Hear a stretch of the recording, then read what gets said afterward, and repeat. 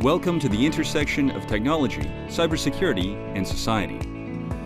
Welcome to ITSP Magazine. Thank you for joining us for this conversation.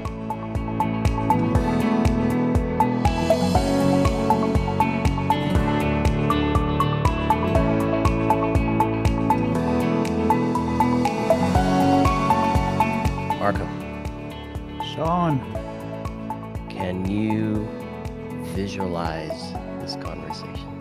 You never know where I'm going to go, do you? no, lately I'm scared. Honestly, they're getting weirder and weirder. But I I don't know can if visualize. I'm getting That was weirder an and easy weirder, question. but I am starting things weirder and weirder. That's for sure. Well, Now, I have I'm prepared. So yes, I can visualize, but I can also prioritize. yes, that's clearly the two things that we need to do, especially when we're talking about risk management. And for most things in life, I think if you can't see where you want to go and understand the risk that you might have getting there and visualize that in a way that you can talk about it and hopefully mitigate the risk on your journey, then you're kind of missing the point. But that's not for me to say, Marco. That's not for No, me to say. I can say because I know the space well, but saying it and doing it are two different things too. So let's get into it. For folks watching, they see our guest sitting there going, "Hey, when am I going to jump in here?" For those listening, we do have a guest. It's not just me and Marco, and we have Ahmad joining us from Brinqa. Thanks, Ahmad, for being on. Thank you, Sean. Thanks, Marco, for having me today. Yeah, yeah, I'm it's excited. great to have you. Yeah, we are excited, and yes, I can visualize, and that was very nice of you, Sean, to ask me if I can do that, because I have some imagination on my side, and this is what we call an origin story. So every time we talk with a about the how a company got started, what the vision is behind it, the why, I just figure like it's really kind of like the hero journey, like in the story that we read and the movie that we watch, but it's real. So this is real. This is the company that you got going. So I'm curious to know how that happened. So why not Yeah. start with you telling us a little bit Yes, about your own yourself, journey. your Yeah, own no, journey. absolutely, absolutely. Um, just briefly for folks who are not familiar with Brinqa, we are a vulnerability management platform that allows organization to aggregate their security findings, vulnerabilities, known issues across their attack surfaces, which includes data center applications as well as cloud nowadays. And then, as Sean was alluding to, enrich that with threat intelligence, business context, so we can really prioritize things that matter the most to an organization and then help orchestrate and remediate that. So that's briefly about what Brinqa does. Brinqa has been around for a little over 13 years. We have had an interesting journey, perhaps a little bit different from a typical startup nowadays. This is my second company. We're based in Austin, Texas. I'm in Northern California. My previous company I started in Los Angeles and ended up selling to Sun Microsystems in 2008. That's where I met my partner in crime, Hilda Perez, who is a co-founder of the company and also our employee number one, Will Drosty. Really, really smart guy. And the coming out of that experience of the first startup, it was in cybersecurity around identity and access management. We were using machine learning before it was cool to use machine learning in cybersecurity to drive people's access and roles and really understand. And as we were at Sun and I was looking to see what's next I want to do, one of the areas we heard a lot about is around risk management and ability to take a data-driven approach to risk management. If you go back to 2007, 2008, risk management was all about, or cybersecurity risk management was all subjective, is all opinions. If a mod thinks that my risk is high or low, that's what I'm reporting. We're not really actually using what controls are really put in place, what the outcomes of those controls are, how should we understand and look at their impact. So we decided to start Brinqa to take a really data-driven approach to risk management or cybersecurity risk management, because we believe that this data already exists, but it needs to be consumed and processed and reported, and as you guys talked about, really visualize and prioritize. So, Ahmad, I mean, so many questions already for me, but Hmm. I think, well, let's just dig into it. I mean, Hmm. one of so you talk about bringing data together and risk management. And one of the things that always comes to mind when I think about risk is, well, what's the scope that Hmm. you're looking at? And you touched on vulnerabilities, and you touched on things in the cloud. Hmm. So kind of paint the picture for us what you're looking at, Yeah. and yeah, where's the scope for where you start and stop? Absolutely. So I think that's an interesting question, because when we started Brinqa, the scope or your attack surface was pretty much your perimeter, right? Things that you knew in terms of inside your firewall. Over the last 15 years, things have changed. So now when we talk about the scope and the attack surface, we look at everything that could be exploited. So that's your traditional servers, desktops, workstation, but also code, application security, looking at, we people have a lot of developers, organizations have these GitHub repositories. They're managing digital certificates, secret keys, APIs. They're all part of the scope. And then you move to the cloud and you're looking at runtime, you're looking at Lambda functions, you're looking at data storage. So when we look at the scope, we're talking about your entire attack surface, essentially anything that is either exposed externally or not. And as Sean, with the zero trust, there is no such thing as boundaries or perimeters anymore. So that is the scope for us. It's your entire attack surface. And then the second part is, well, what are the known gaps? We're dealing with known knowns. Uh, to quote Donald Rumsfeld, you know, you remember that press conference. But this is known knowns. We're not talking about things that we need to discover, right? There's a lot of tools and technology that organizations have invested in to determine and to find these gaps, either vulnerabilities, so unpatched software, end of life, obsolete stuff, or misconfiguration in the cloud, or using a third party library in the code has a license issues. All of these things are reported. Now you need to correlate it to those assets and prioritize, because not everything is going to be critical for business. Not everything is going to be, we need to go fix it right away, because there's a cost associated with the response aspect of it. So that's to wrap up the first part of your question around the scope. That's when we talk about vulnerability or risk, we're looking at the variety of assets, and we're looking at the known uh, gaps or security findings that exist already in an organization. So that information exists through one or more tools, and so you're bringing that in to then do some fun magic with, I Yeah. presume, right? Yeah. To to really, Hmm. I guess, is it the context of the environment Absolutely. Yeah. and the business? And so Hmm. where does that stuff come from? Comes Is from, that yeah, that's absolutely. internal and other intelligence, Yeah. business Yeah. market stuff? Where's that coming from? Multiple sources, threat intel sources, multiple threat intelligence sources that exist. They're in open source format. There's commercial feeds. Normally, we have 16 or 17 different feeds out of the box, but organization could have other commercial feeds that they integrate with. What we're looking for is real-time, up-to-date information, things that are mentioned in social media, things that are trending, things that are 0 day or being exploited in the wild, as what's referred to commonly. Uh, and then combining that with the business context. And that's where things get a little tricky, right? Where uh, it seems obvious that the business context would exist in any organization, but it turns out that it's all over the place. There's not a real clean repository of information where you can just go and tap in and say, what is this asset? Who owns it? What does it do? What kind of business function it performs, or what kind of business service it supports?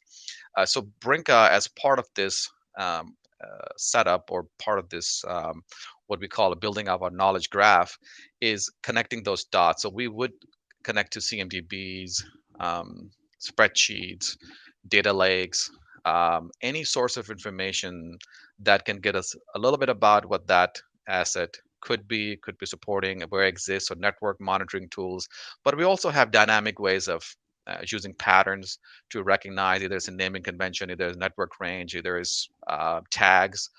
So unfortunately, in the broader set of cyber and IT, there is a lack of standardization, or sort of a blueprint for how to organize or how to map the assets to the business services. But we filled that gap with the number of methods that I just described. But that's essentially the goal, to get to a really build a context that helps us to prioritize in a way that makes sense to a business owner, not just a technical person.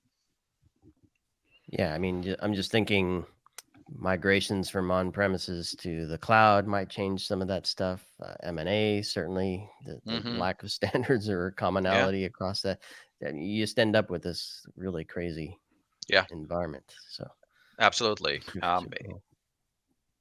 No. absolutely. And yeah, go ahead, Go. Mark. Oh, go ahead, Ahmad. No, no, no. I I want you was, to finish your thought. I was just going to finish on that point where I think with the digital transformation, even though the cloud is still sort of under 10% of IT, um, there are things that we're doing a little bit better, I would say. When people are moving, there's not just a rip and replace from on-prem to cloud. So organizations are organizing this data into accounts, into proper tags. We can do a perhaps better job, but at least it's improved in this migration. So I think this cloud migration or digital transformation has provided us an opportunity to better structure and organize and assign ownership. So the post-incident workflow or processes could be more predictable and automated. Got it. So what I want to go back here is into where you picture, where you presented, and I go back to Sean's visualization, right? So Hmm. I feel like when you said, machine learning wasn't cool when we started, but it was there. So you had this vision. And so here's the first Hmm. reference to vision visualization. But also, I feel like now the environment, it's not really a static picture anymore. It's a dynamic environment. So you Hmm. can't just say, took this picture, did the compliance, Yeah, I'm good. Come back in yeah, a year, right? So yeah, because things happen, it's a moving picture. yeah. And I'm wondering, as you have had this vision of machine Hmm. learning to be used, I Hmm. mean, we've gone a long way with AI now, and Yeah, I'd like to know what has been the journey since when you started to yeah, where you are now. yeah, and absolutely. I think that's a very good point. The static nature of the security reporting and measurement changed, and it used to be very compliance driven, right? You have auditors coming in, you need to generate this report. It's a maybe a yearly audit, maybe it's a quarterly audit, but that was the frequency of things. And over the last 15 years, we went from that yearly, quarterly to now daily.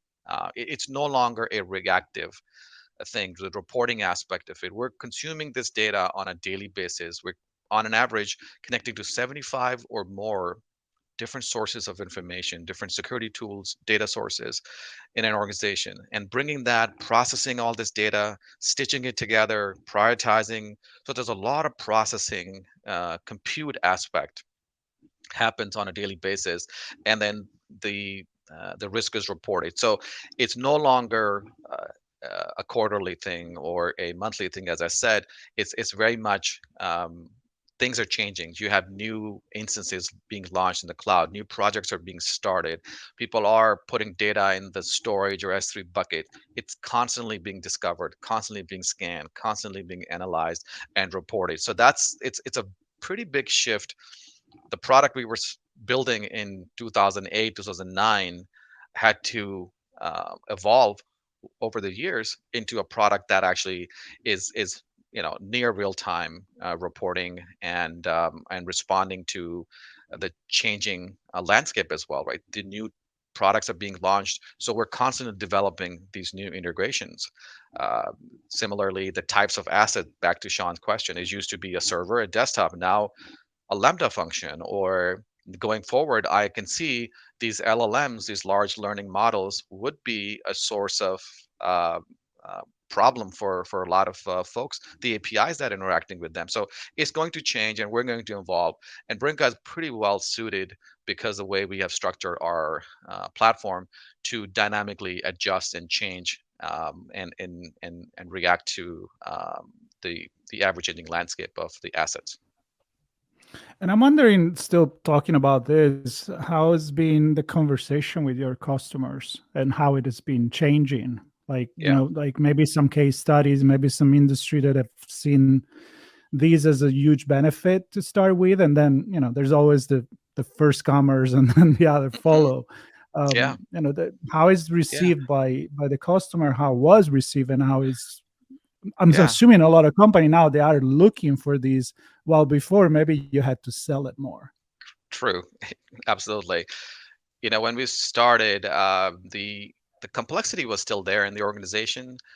But again, it if you're a large company, your Fortune 500 organization, that problem is unmanageable for you. But if you're a smaller organization, you have smaller data sets, your network is fairly small, you have a few number of users, you could manage it without something like Brinqa. So early on, and since we're talking about the origin story, Brinqa has been bootstrapped from day one, or was bootstrapped up until 2021. So, for most part of our existence, we had to sell our software like the good old-fashioned way, make money, and use that money to innovate and pay people as well.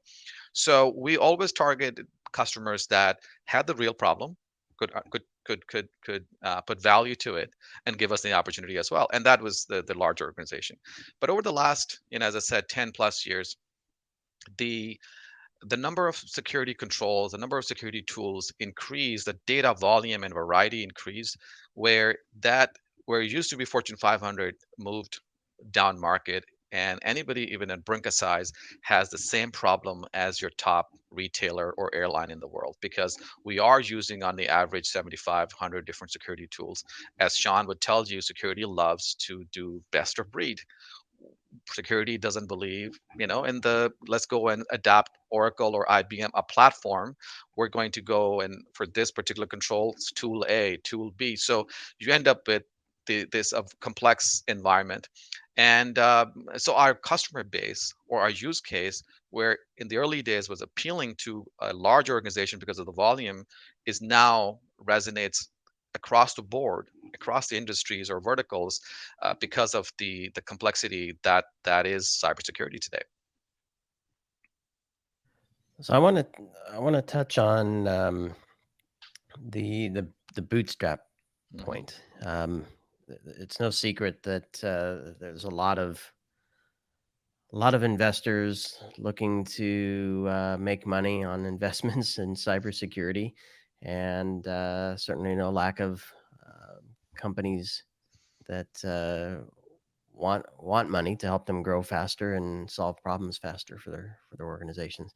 But I think there's some unique value to customers when an organization is bootstrapped, because I think, I don't know. I want to get your perspective, but I think the Yeah, risk innovation yeah, equation, and yeah. where reality strikes, looks a little different in that situation. So tell me a little bit about that. True. That's has been my experience. I'm sure people who have gone and raised hundreds of millions of dollars before even having a product, I'm sure have different experience, and they can speak to that. But what I know that what worked for us, um, now I would say one thing: because of my previous exit, I was fortunate to be able to fund my own company. I was the initial investor for first 5 years. And, if we talk about the entrepreneurship, I mean, there is something to be said about access to capital. I mean, you can have a great idea, you can be the smartest guy in the room. Capital is still pretty key. Now, how much capital is what need is debatable, I think, and that's where I took the path of we're going to build a product that's used by customers. There's a value, and initial funding, I'll do it myself. Now, when you the approach I took, and yes, we couldn't go very fast on sales and marketing, couldn't spend a lot of money building a network of advisors and a spokesperson, couldn't get the biggest booth at Star RSA or Black Hat, couldn't definitely get the boxing ring going at our booth. But what our focus was, well, customers and product. Because if you're not good at, or you don't have money to spend on sales or big offices or beanbags or ping pong tables, you better have a really good product that somebody's willing to pay money for. So our entire company, everybody who worked, had single focus. We need to build a product that's used by customers, solves a real problem, you make money. So it's easier, or people talk about customer centric, but it's very different when that down to a support engineer, that what they're doing and how they respond to this ticket is going to result into a renewal or upsell or expansion into that account. So that really helped us and allowed us to be very laser sharp focus on our product and capabilities. We had to differentiate, we had to win. It's not an option to win one of the 10 deals, we had to win 5 of the 10 deals. So I think that just made us a better product company. And now with the funding that we did take eventually, now we're spending on sales and marketing and other areas as well. But it helps us to build on a really solid foundation. Um, Personally, I just, my personality, I just couldn't risk somebody else's money or that amount of money on an idea. It didn't feel right to me that unless I can see this working, I'm going to go to Sean and say, Sean, write me $100 million check. And you're right, there is a lot of money out there, and it's a bit of a sometimes a gamble as well, for investment. But my approach was real problem, real solution. We can make money. Now it's about how do we scale this organization and do things that we couldn't do organically. Well, I think there's a big lesson here in for the business world, and I don't know, many organizations in general. And also, I think it reflects on the view on the info security industry, where if you had the money, yeah, let me get everything I can, and I'm gonna show that I'm really secure because I got Hmm. this, and this. But then if there is no coordination, if there is no synergy, if there is not a vision, then what you got? You got a lot of stuff and you're still not resolving the problem. So the fact that you're going concentric, starting from I'm going to resolve this and Hmm. then eventually grow on that, I think it pays. And I think it did for you for sure, So Absolutely. Absolutely. um, are you And I still think going to go with that in the future? I mean, next time around, answer the way, yeah. yeah, I don't know. That's a very good question. I've thought about it. Uh, I think I've learned lessons. I think there's positives and negative. I think you can probably do a hybrid of something, Mm. where if I do this again, uh, it has taken it's 15 years. That's a long time. It's taken longer than I hoped, and it's been tougher than I thought. But I don't know if there's uh, grass is always greener on the other side. I think you got to trade true to yourself. You know what you're good at, and you know what you're not at this point in my career and life. So I think if I do something again, I'll probably stay close to my character and what has worked for me versus trying to go to catch some new shiny object or approach. Yeah. So I think if they're with a lot of freedom and perhaps a lot of runway, um, because of a large Hmm. amount of capital, uh, some companies have the freedom to do A/B tests with product features, or ABCDEF tests with product features to see what sticks. And if you're more focused, which it sounds like you were from the beginning, um, you have that A test, right? Mm-hmm. Does A Mm-hmm. work? And you better Mm-hmm. get A right, Mm-hmm. to keep moving forward, which tells me, one, you're smart, and or two, you have connections with people that had a problem that they were able to communicate to you, which then goes back to you're smart and can understand what they're telling you to then build something that they can actually use and value. So talk to me about Mm-hmm. the maybe a use case, and I don't know if you want to pick a company story, Mm-hmm. depository trust or app attack service. And there's a couple on Mm-hmm. your website there. Mm-hmm. Talk to us about a scenario in an organization where your focus on what you're delivering nailed it for them. Yeah. Yeah, and I think you're absolutely right about the focus, right? I think that I'll come back to I'll come to the use case in a minute, but uh, it's very, just as an entrepreneur and folks are listening, it's very tempting when you have a large sum of capital that you can deploy to get distracted. See some use case that feels adjacent, you feel like you have smart engineers, your product can probably do it, and it's going to cost us X amount of dollars. Okay, we have it. Why not go for it for that? And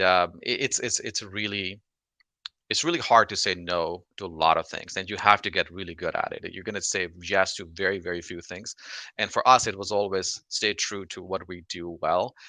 There's a big market, and how did I know there's a big market is because, Sean, I don't think I'm smart, but I think I know a lot of smart people who told me a real problem and said, if you can solve and address this, which is, DTCC, Deposit Trust and Clearing Corporation, in New York, been our customer for quite some time, and they, they develop a lot of software. Is for a lot of financial services, you can't just go buy software off the shelf, and for that type of organization, they need a very specialized software. So they have huge, large volume of developers writing code, but it needs to be secure.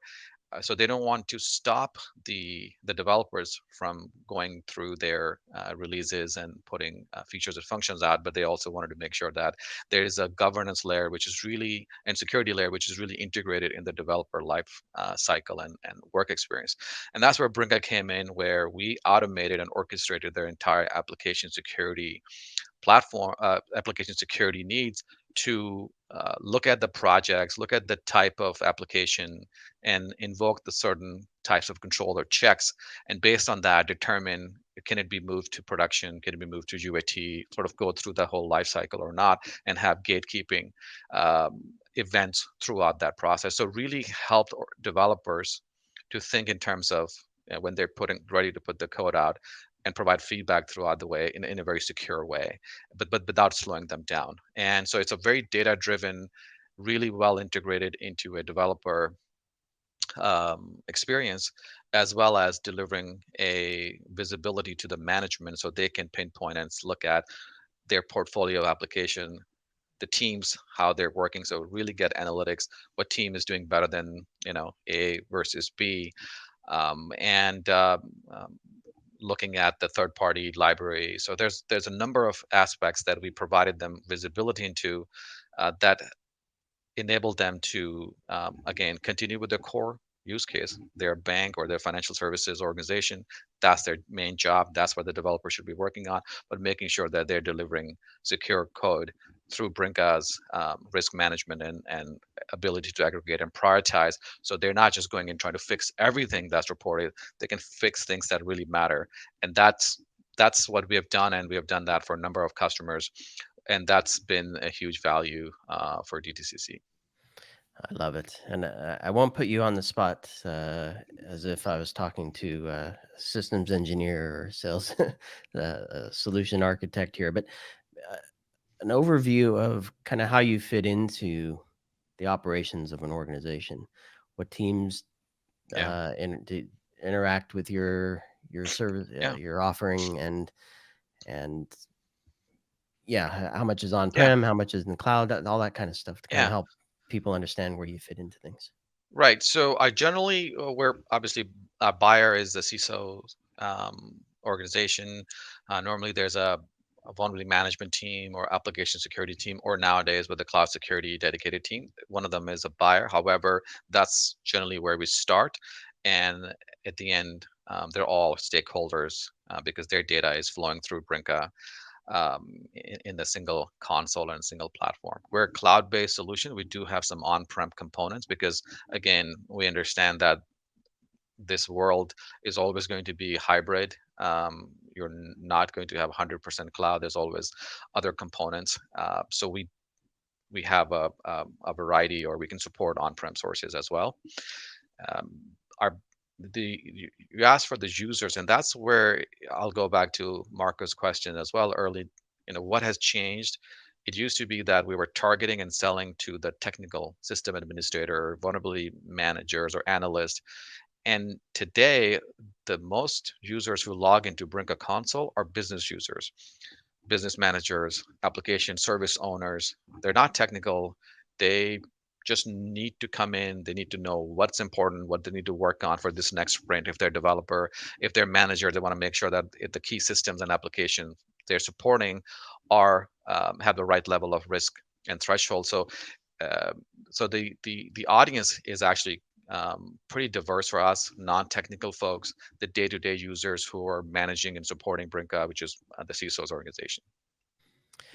So, yeah, I like that picture, and what it raises for me is kind of what happens. What's the outcome here? Hmm. For those different roles, we're talking about Hmm.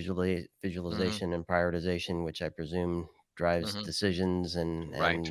improves protection, the posture of the protection, and reduces risk. So who benefits from this, and what's the outcome? Yeah. What's how does the world look differently for an engineer, differently for SecOps, differently for Volman and risk management, and those kind of roles? Yeah. Yeah. You're right in terms of, the end goal is to reduce risk. Now, that's a pretty loaded statement, probably vague as well. What does that even mean? We want people to actually, as I said in the beginning, these are known knowns. Brinqa is trying to help organizations focus on things that matter the most at the end of the day. So we're not discovering new information. This information exists. Now we're trying to narrow it down. So the goal is to create actions where people do patch things that are critical, or install patches, or if they're end of life operating systems or softwares that you have running, you do decommission and remove that. By removing that, you're reducing risk.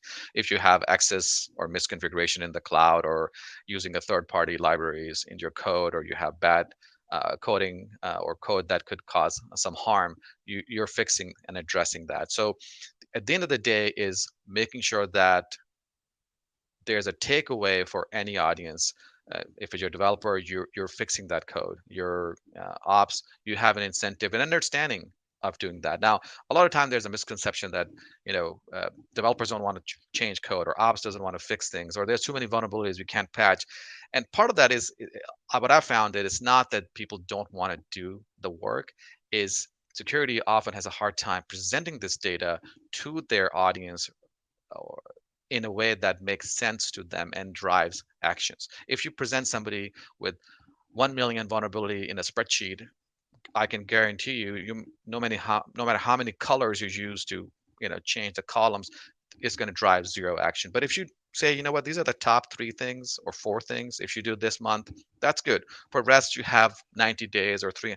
It's a collaborative, it's a very sort of constructive a way of reducing risk, and at the same time for management to really understand the ROI in terms of what is getting better.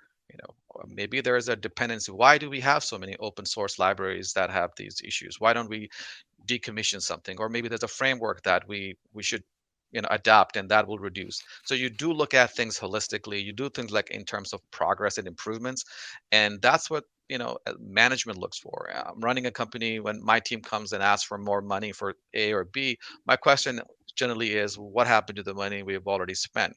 And security always had a hard time answering that question. Now this enables you. That's the other outcome. If you're looking to go and provide a ROI in terminology that your CFO or your board members, your CEO can understand, then you need to show progress. You need to show improvement on fundamental in a basic level. And those are the sort of outcomes we're looking for. I mean, you had me a few moments ago when you were describing actually changing the way the company operates to get rid of things that are always vulnerable and requiring patches and Hmm. eating up teams times and all that stuff. And I mean, very rarely do we hear that. Yeah. It's always just reduce the time Hmm. after the fact, Yeah. or reduce the risk after the fact. And I mean, that's what the business of security is all about, Marco, right? Well, in my dreams, it become minimalist, and I like this approach because I go back to what I said before. It's more, more, and more. You need this. You need this, and the way you're putting it is more like let's streamline. Let's you just said it. Let's avoid Hmm. to have this very wide perimeter and entries and and I don't know. In an ideal world, there'd be security will be easy because the Yeah. business will be easy. But that's me Yeah. thinking about the future, which brings me to my Hmm. famous last question, which is the future. So where do you see Brinqa go from here, and what is that you're looking into as your Yeah. next step? Um, so thinking hat, Yeah. futuristic hat on, and go for it. Obviously take over the world and land on the Mars. And but in all seriousness, one of the reasons we took the funding is to grow our teams and capacity, to able to serve a bigger customer base, right? The problem exists. It's a real problem. A lot of organizations struggle with operationalizing cybersecurity, vulnerability management especially. So our goal is to expand into North America, across the globe. We do have customers across the globe, but have local presence. So the big investment around that, and just continuing building better ways and improving and innovating our product.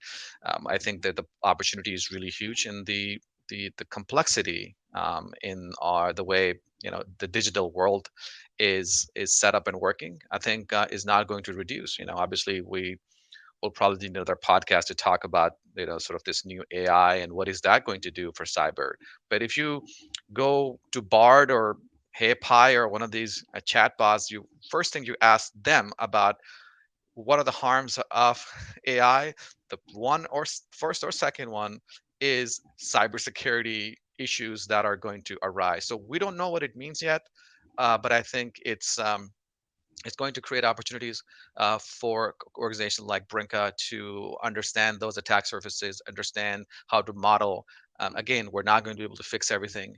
We're not going to solve every problem, and it's all going to come down to prioritization, to what matter most, and accepting certain amount of certain risks, and deciding what services and what products that you want to deploy. So I think that's continue to evolve with the changing landscape, and having a capital and a good private equity partner. I think it gives us a lot of runway to explore these options.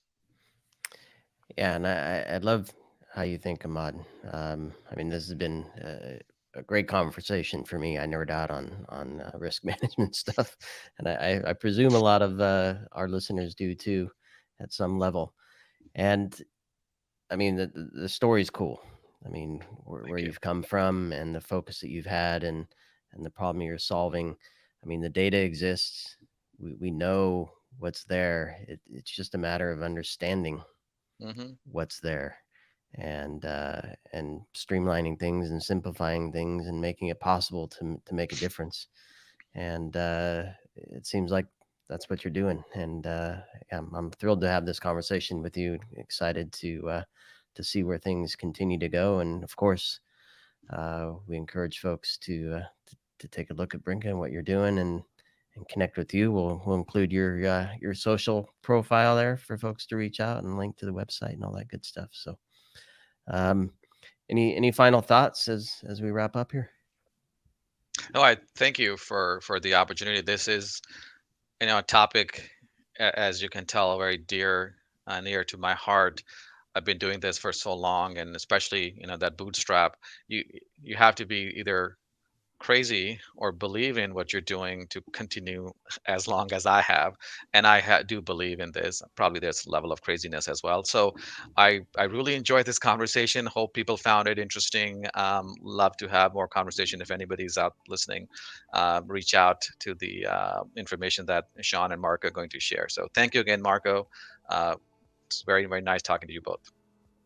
Well, we want to thank you. We want to thank all the listener and the people that decided to watch this show, because there is going to be both version, and stay in touch with us. And again, there'll be a page where they'll find everything they need to know about Brinqa. And yeah, I actually, you gave me hope that my minimalist security dream will come through one day. Yes. We'll see. Yep. We'll see how that is. But I'm a little bit more positive than when we started. So that's good. There you go. There you go. All right. Thank you, Sean, guys. let's say goodbye. I'm going to say goodbye with brinqa.com. Yes. Brinqa.com. All right. So thanks, everybody. We'll catch you on the next one. Ciao. Thank you, guys. See ya. Bye-bye.